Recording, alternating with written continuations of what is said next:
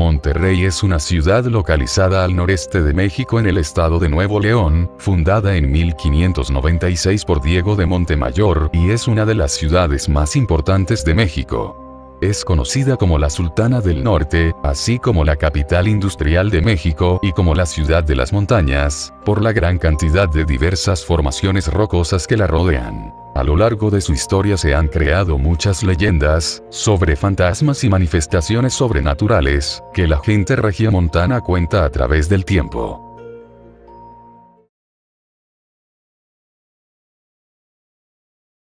La Casa de los Tubos. La Casa de los Tubos es una casa muy famosa en Monterrey, ya que a la vista es una construcción un tanto compleja y muy rara. Esta casa se localiza en la calle Benjamin Franklin, en un sector privado de la colonia Country, La Escondida, que fue construida a principios de los años de 1970, la cual se encuentra abandonada desde esa fecha. La casa está en obra negra, se puede ver una arquitectura un tanto extraña, ya que desde la parte de afuera se pueden observar una serie de tubos en color gris, y por la parte interior la estructura es muy similar, los pasillos son de forma cilíndrica y se encuentran una gran cantidad de rampas. Mientras que por el otro lado de la casa se localizan muchas escaleras, las cuales comunican con cualquier nivel de la misma. Aunque los cuartos son de una simetría extraña. Se dice que en esta casa se escuchan los llantos de una mujer joven por las noches, al igual que se ven diferentes sombras de una presencia femenina dentro de esta casa. Se cuentan diferentes historias sobre apariciones de niños jugando en la entrada, una niña y un niño de edades similares y una mujer de apariencia joven que se asoma por uno de los huecos de la casa que algún día pretendió ser una ventana. De esta casa se cuentan diferentes versiones, la más común es la siguiente. En los años 70, una familia adinerada quería construir una casa diferente para su hija, ya que la niña padecía parálisis en sus piernas. Cuando se comenzó a construir la casa, la niña parecía realmente contenta y pidió a su padre la llevara a ver cómo estaba quedando. El día que la niña fue a ver la construcción, dos de los albañiles que estaban construyendo la casa, sufrieron un accidente terrible para ya nunca más regresar a la misma, pues se dice que nunca más pudieron hablar del asombro que les causó el accidente. Tiempo después la familia logró contratar un nuevo grupo de albañiles para terminar la casa y la niña de nuevo quiso ir a ver cómo estaba quedando. La casa con sus múltiples rampas estaban diseñadas para que la niña se pudiera mover con mayor facilidad con su silla de ruedas, pero desafortunadamente la niña se impulsó en una rampa y salió volando por el ventanal abierto causándole la muerte.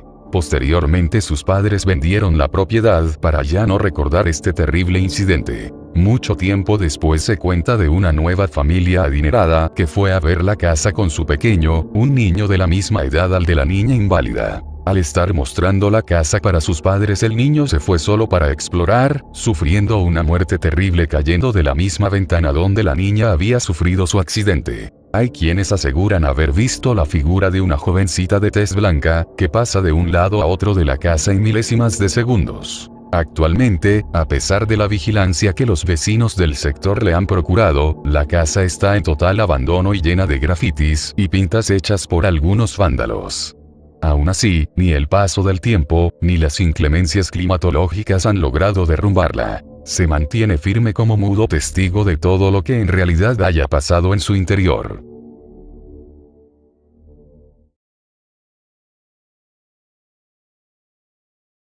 El hombre pájaro de Monterrey. Este ente de la zona regiomontana habita según la leyenda en el Cerro de la Silla, símbolo de Monterrey. Según los testigos aparece sobrevolando las faldas del mencionado Cerro de la Silla. Esta ave tiene un tamaño de alrededor de 4 o 5 metros con las alas extendidas y con características muy diferentes a las aves de la región. Hay quienes aseguran que no se trata propiamente de un hombre pájaro, sino de alguna especie de animal prehistórico muy parecido a un pterodáctilo, que por alguna extraña causa había logrado conservarse misteriosamente en el Cerro de la Silla.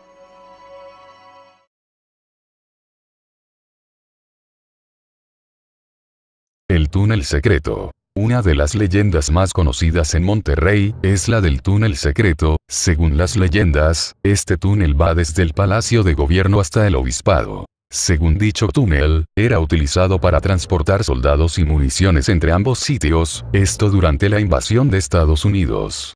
Durante la guerra el túnel fue utilizado no solo para llegar de un lugar a otro, sino como almacén para guardar municiones para continuar con la lucha, también tesoros o cosas de valor para que no cayeran en manos de los norteamericanos. Durante la historia de la ciudad, supuestamente se han encontrado tramos de este túnel secreto, pero la ubicación de estos hallazgos no concuerdan con el camino que supuestamente tuvo que haber seguido al túnel para conectar estos dos puntos, por lo que muchas personas dicen que no existió un solo túnel, sino muchos que servían para conectar secretamente diferentes sitios de la ciudad, con el fin de pasar desapercibidos por cualquiera en la superficie. Si bien se dice que solo eran utilizados para guardar bienes y transportar soldados, se cuenta que después fueron utilizados por criminales para esconderse de las autoridades luego de cometer algún delito. Aunque la leyenda no ha podido ser comprobada oficialmente, son muchas las personas que aseguran que partes del túnel han sido encontradas en diferentes partes de la ciudad. Un ejemplo es que cuando se construía la Macroplaza, los trabajadores aseguraban haber encontrado túneles, pero dicho caso nunca fue comprobado. Aún así, las leyendas siguen acerca de este túnel.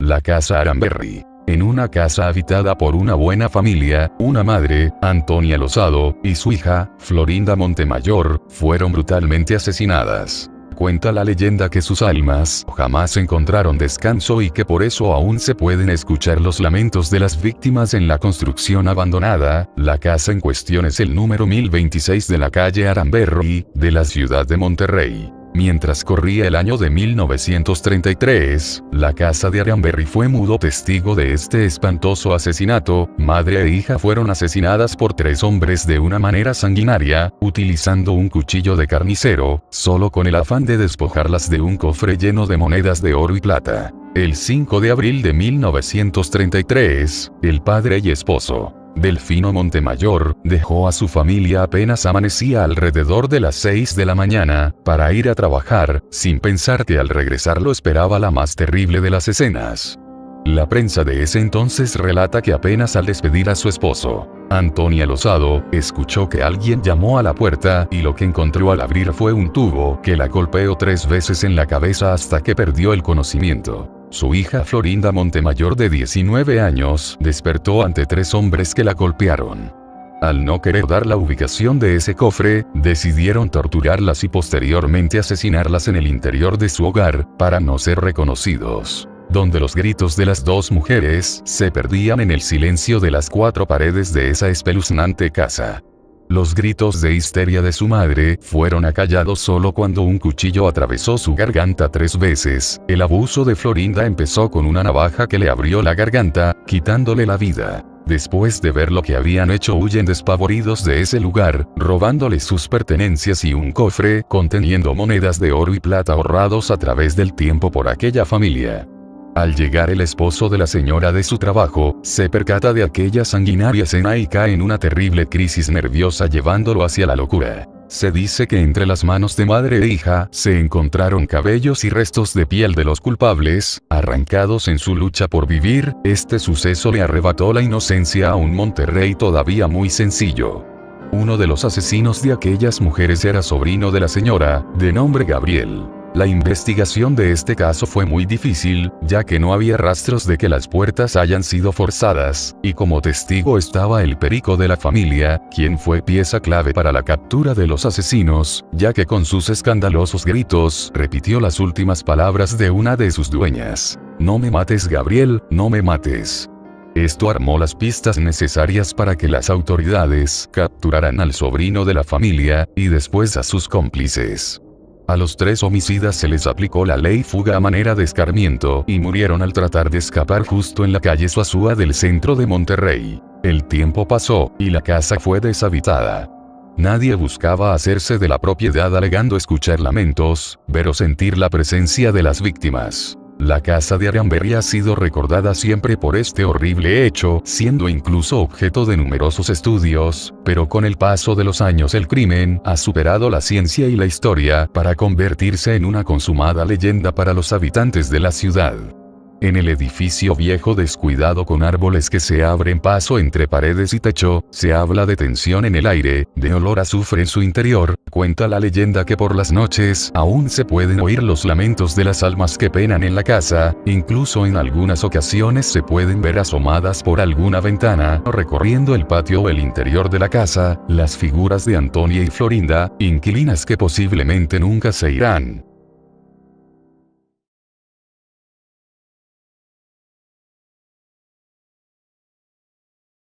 La chica de la discoteca Caos. Cuenta la leyenda que hace algunos años, 4 amigas celebraban la última noche de soltera de una de ellas, en aquella disco llamada Caos. Todo iba muy bien. Después de un rato decidieron retirarse del lugar en un automóvil, pero iban ya en estado de ebriedad. Cuando se encontraban en la avenida, tuvieron un accidente muy fuerte. De 4 chicas solo pudieron salvarse 3, y la última se quedó prensada y se quemó junto con el coche. La chica que se quemó era la que se iba a casar. Después del accidente, ya muchos años después, cuenta un taxista que transitaba por ahí, que le hizo la parada a una joven muy atractiva, pero que se veía algo triste. El taxista se detuvo y ella le dijo a dónde llevarla. En su camino ella le comentó que se iba a casar y que se dirigía a la casa de su novio. Al llegar ella le pidió que la esperara y el conductor aceptó. Claro que sí, dijo él, no hay problema. Ya después de 20 minutos esperando, el señor decidió bajarse del coche y tocar la puerta. Después de un rato de aquella casa salió un joven, con cara de haber dormido y muy sorprendido, le preguntó qué necesitaba, que por qué tocaba tan tarde. El señor le dijo que había recogido de una disco a una chica que le había hecho la parada y que la había llevado a esa dirección, pero que no salía. Él, sorprendido, le dijo, espere un momento. Y sacó la fotografía de una joven. ¿Es ella a quien trajo? El señor dijo, sí, es más me dijo que se iban a casar. En ese momento el joven empezó a llorar y le dijo que sí, efectivamente, ella había sido su novia con la que se iba a casar, pero que había muerto y que ese día cumplía años de haber fallecido. Después de eso el taxista no le cobró nada y se fue de aquel lugar muy impactado de aquel suceso.